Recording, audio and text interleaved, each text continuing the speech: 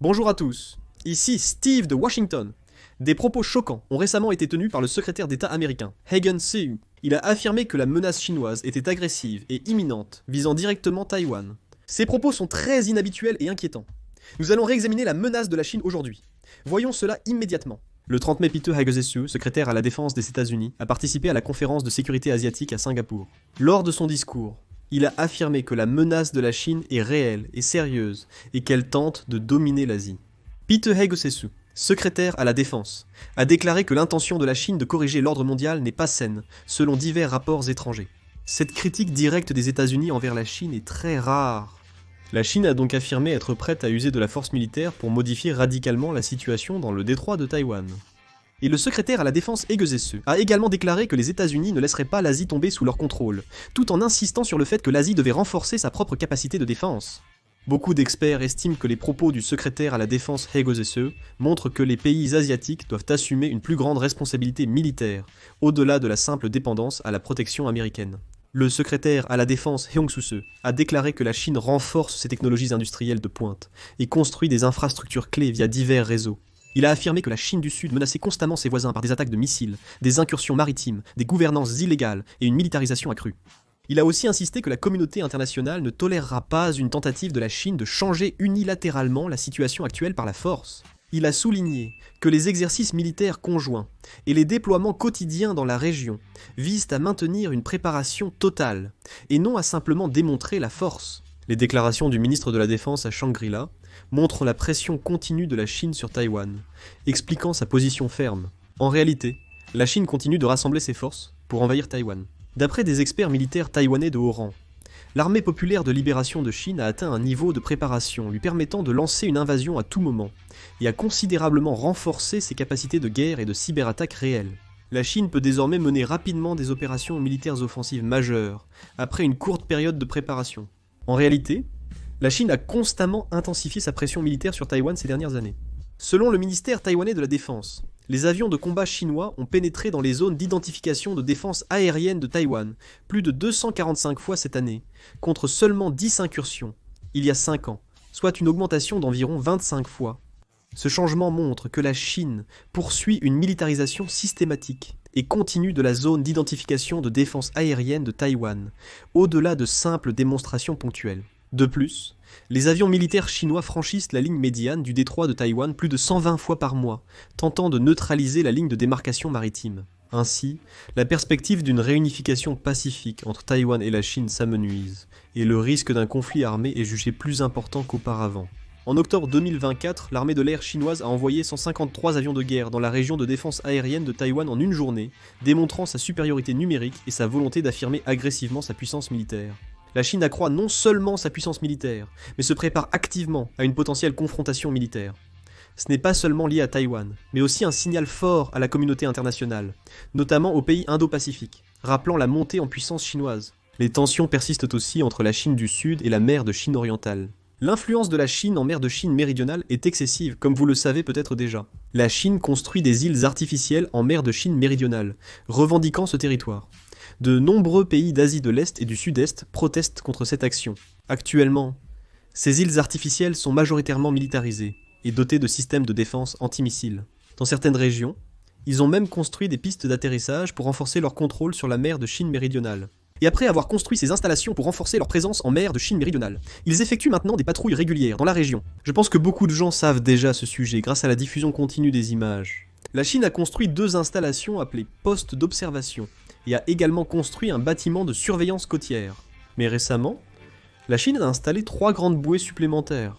Au total, 13 bouées ont été installées par la Chine.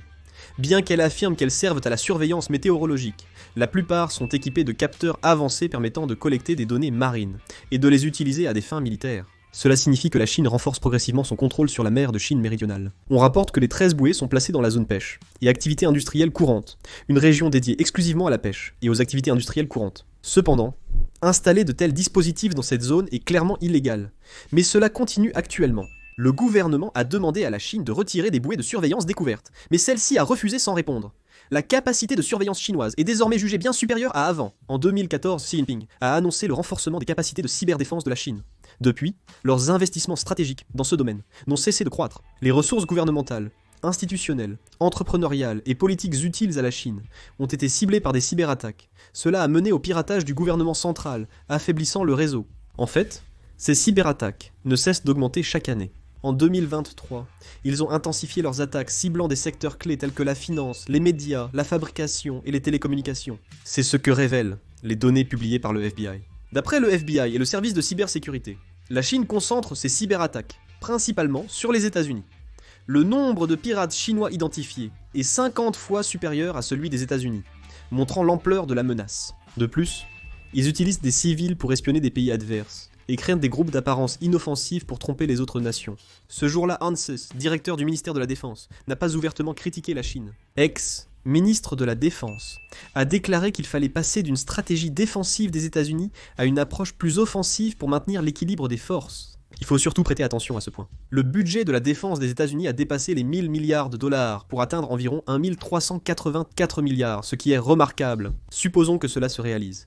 Les États-Unis établissent un record sans précédent en augmentant massivement leur budget de la défense, démontrant leur détermination à renforcer leur posture stratégique et militaire.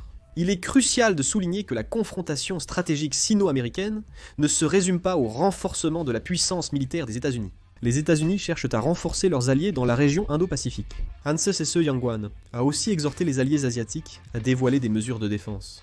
En prenant l'exemple de l'Europe, Hanses Sese a souligné que les membres de l'OTAN ne pouvaient plus compter uniquement sur la protection des États-Unis après la guerre en Ukraine, et il a donc exhorté les alliés à augmenter leurs propres dépenses de défense. Il a indiqué que les pays asiatiques devaient aussi prendre sérieusement en charge leur propre sécurité. Dans ce contexte, Hanses Sese souligne l'évolution actuelle du rôle stratégique des États-Unis. D'après les déclarations des hauts responsables du Pentagone de l'année dernière, les États-Unis semblent vouloir renforcer leur présence militaire en Corée du Sud. Bien qu'aucun chiffre officiel n'ait été annoncé, il semble possible de réduire d'environ 4500 soldats sur les 28 500 actuellement présents pour les redéployer dans des zones stratégiques, comme Guam, le Japon ou les Philippines. Cette stratégie renforce la dissuasion contre la Chine.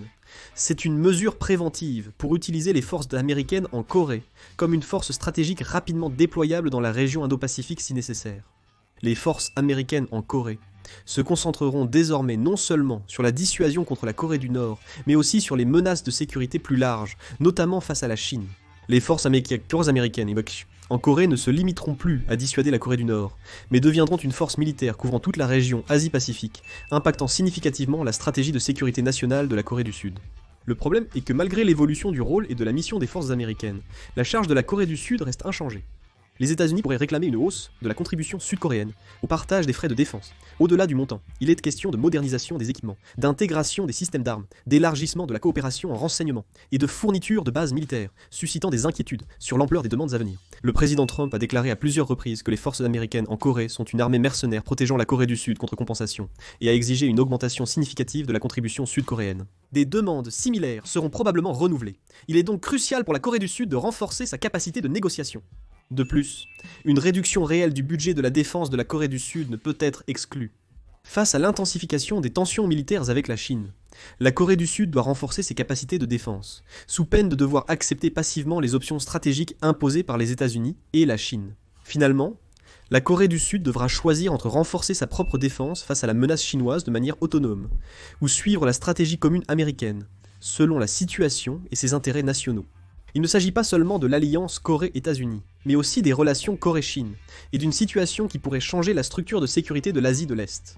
Le nouveau gouvernement sud-coréen devra clarifier sa position diplomatique en choisissant entre maintenir l'alliance Corée-États-Unis et la coopération trilatérale, ou préserver l'équilibre dans ses relations avec la Chine. Cependant, des mesures diplomatiques prises sans consensus national ou des décisions unilatérales pourraient entraîner une instabilité diplomatique et sécuritaire, suscitant des inquiétudes. Dans le contexte actuel, la clarté stratégique et la cohérence diplomatique sont primordiales.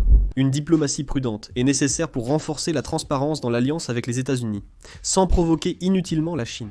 En parallèle, il est devenu crucial de renforcer la solidarité nationale et de résoudre les défis liés à la réorganisation de la défense et au redéploiement des troupes américaines. Nous faisons face à une situation nécessitant une diplomatie des plus ardues. En somme, les propos de M. Hwang Sese sont une déclaration rhétorique reflétant la position américaine.